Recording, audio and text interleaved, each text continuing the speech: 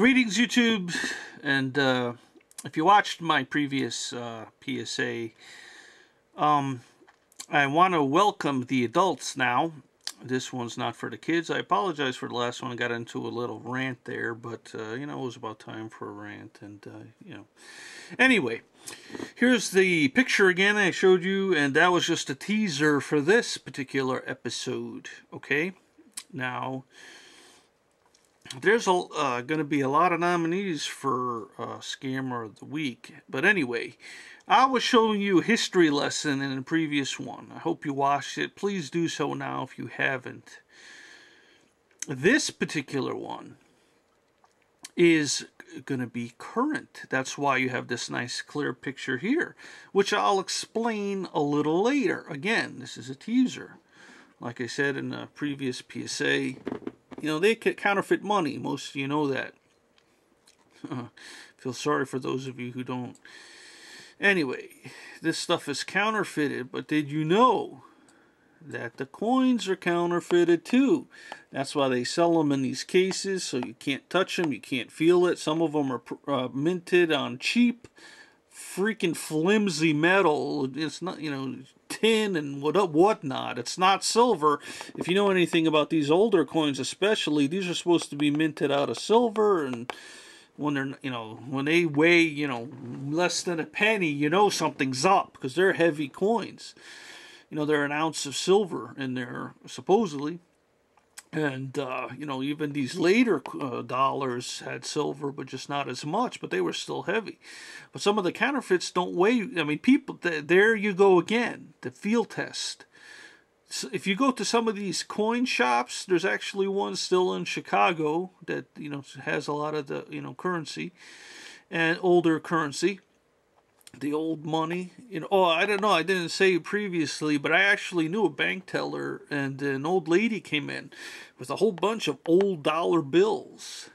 She had 50 of them, and the teller was actually nice enough to tell the old lady, you know, ma'am, you know, these are worth a lot of money. You should go get them exchanged. And she says, no, I'm okay. You could deposit it. Yeah, but you're only going to get $50. They're worth more than $50 each. That's a lot of money. I mean, they could be worth a lot more. Some of these things, and these are in all good condition. They could, well, needless to say, long story short, I never saw the teller again. True story, believe it or not. Anyway, the coins, you know, they put them in here so you don't touch them, and, you know, so you can't feel the difference. And then some people could actually feel the difference with some of the money as well. But anyway, what's the purpose of this one here? Well, here. Again, with the Penn Live. I mentioned Penn Live, PennLive.com, Pennsylvania's #1 news site. Patriot News. And here you go. Area dealer traded baseball with fake autographs for use of eBay account. Friend testifies. Now, I know I had a fan. Last time I mentioned Penn Live, one of my subs came forward and said, you know, I'm a member. Because a lot of this stuff you can't get to without being a member.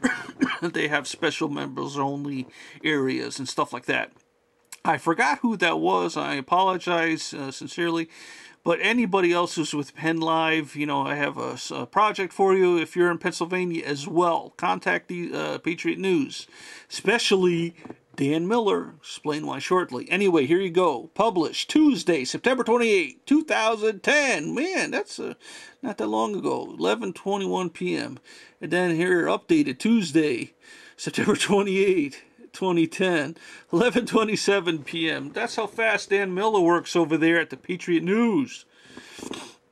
Now, I could actually ask one of my media contacts to do this, but I like saving them for something better. Now, here you go. Here's another picture. Now, what they're showing here, this is actually sport card packs were seized as evidence from the dealer named Roger Hooper. Now, somebody actually recently asked me, and, you know, I've always get the same question about the resealed packs. Well, this is evidence, people, boxes upon boxes. This guy had a warehouse full of these old boxes, basketball here, baseball, baseball. These are all resealed packs. They're in the court as evidence. This is what the picture is of. Now, the memorabilia experts are testifying today in Cumberland County Court in case of Lower Allen Township auctioneer accused of selling thousands of dollars worth of fake sports items, photos, and what? Coins. Amazing. Some of you may have noticed that some of these scammers have something in common. That when they sell stuff on eBay, they also sell coins and, you know, framed junk like this, which is all counterfeit, behind the plastic. And if you pay extra for a fancy frame and glass, it's still garbage underneath.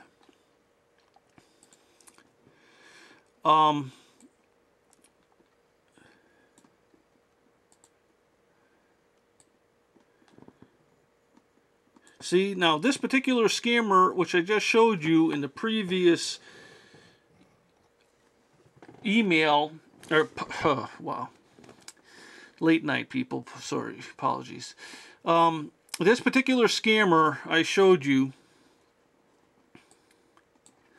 okay, in the previous PSA, which is very similar to my favorite top-rated scammers on eBay. He's selling all of these counterfeit cards and the GMA graded thing. Some of these ain't counterfeit, but this one obviously is Troy Aikman rookies, and some of them are legit, but many of them are counterfeit. And anyway, beside the point, it's a well-known scammer behind the companies, you know, enough said.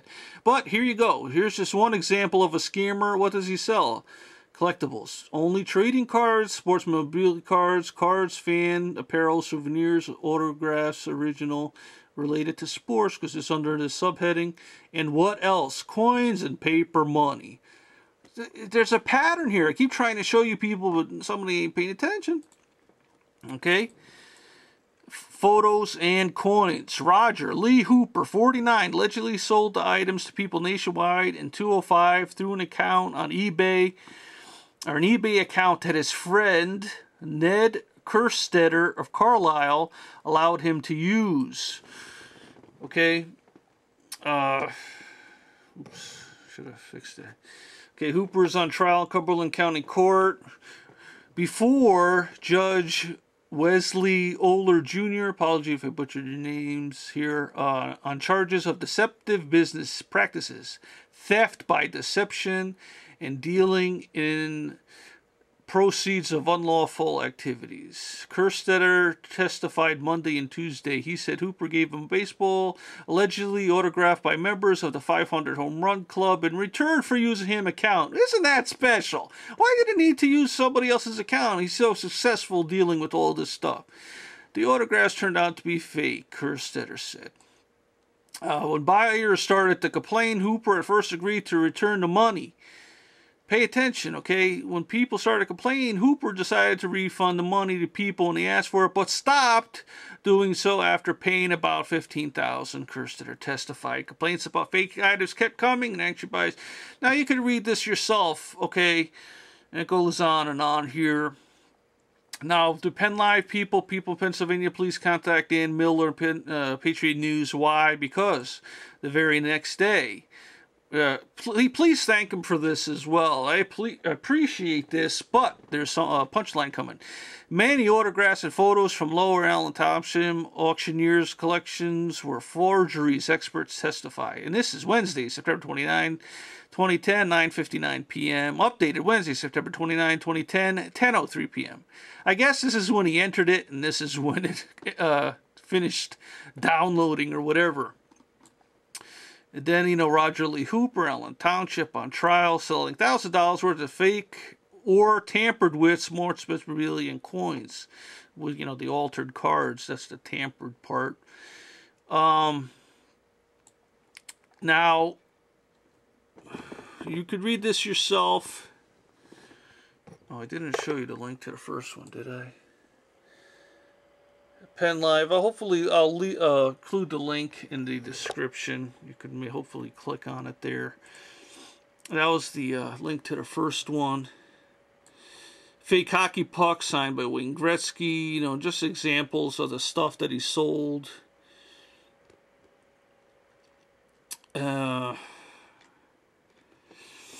then why I want to thank Dan Miller, because on Thursday, September 30th, 2010 at 9:53 p.m. and then updated Thursday, September 30th, 2010, 10:04 p.m. Dan Miller, Patriot News following. Here's my picture that I made a copy of the full size. Official show. Let me get that on camera. Official show. One of the currency collectibles seized as evidence from the former West Shores collectibles dealer, Roger Hooper. Wow, did he have his own shop, by the way? Now, when Hooper got up there to testify in court that he purchased all this stuff from B&J Collectibles, I don't remember if they were in Jersey. Shout out Jersey! Autographed members of, he bought a lot of stuff and lithographs signed by Mickey Mantle. I mentioned somebody previously, they asked me about a lithograph signed by Mickey Mantle, and I told them that just by the sheer evidence that the certificate of authenticity that accompanied that Mickey Mantle, I knew that it was counterfeit. And then, you know, anything that comes with the B&J Collectibles certificate usually is very questionable, and this just shows you when, you know, but what did I mention not too long ago in this PSA? Well, listen, this title here. Man charged in fraud case testifies he didn't know items were fake. Wow, really? After thousands of people freaking asked for refunds? And after you stopped paying 15 grand worth of refunds, you still didn't get the message that the stuff was fake, you liar? You had the nerve to say that in court? Well, Kerstetter testified that he paid $57,410 in refunds of his own money to disgruntled buyers who returned the items and demanded their money back. Oh, man, that's amazing. Amazing, he didn't know. Hooper on Thursday estimated he had bought at least $100,000 worth of items from B&J Collectibles since the 1980s. His checks autographed by Babe Ruth. Such as checks signed by Babe Ruth. Like I told you, they sell anything and everything is junk. It's all counterfeit. Hooper said the company had been exclusive contracted to DiMaggio to market the Slugger signature. And that's in the previous PSA I'm going to mention, or you might have seen that, the J. DiMaggio. Everybody assumes it's automatically Joe DiMaggio, but no, it's not. Surprise! Hooper also testified he bought at least 12 million sports cards in what? Well, not resealed packs, but that's what they were. Yeah, 12 million sports cards in wax packs and other types of sets in the late 2001, early 2002 from a New York City man through a dealer who acted as an intermediary. Many of the materials remain stored in a warehouse on Hooper's property. Man, this is another case I mentioned in the previous PSA where the guy had his own warehouse full of packs that were resealed, and he was in the process of opening them and resealing them because he, you know, was salting the packs, shall we say. And then here's a shout out to baseball card exchange here near Chicago, Steve Hart. He also testified at this case on Thursday. He said that many of the sports card packs from Hooper's collection that the county had asked him to examine had been resealed instead of never before unopened packs that the collectors prize. Now, it says here, both sides are expected to wrap up their case by late morning today in the jury trial before Judge Wes Oler. Well, the only thing I want to ask Mr. Dan Miller here at Patriot News, now, I don't know, maybe this got squashed by your editor. I understand that. Like I said, I have contacts in the media as well. But if you live in Pennsylvania, it'll go smoother for you if you ask, you know. Here's the first one on the 28th, the 29th, the 30th. And then right here, nice teaser. What's up? Dan, man. Hey, hook a brother up. Let me know what happened, please. You know, to make a PSA, why don't you? Thanks, brother. Thanks to anybody, my subs and Pennsylvania who can do something about this. Dream big, people, as always. Dream big. Small dreams sometimes are worth having.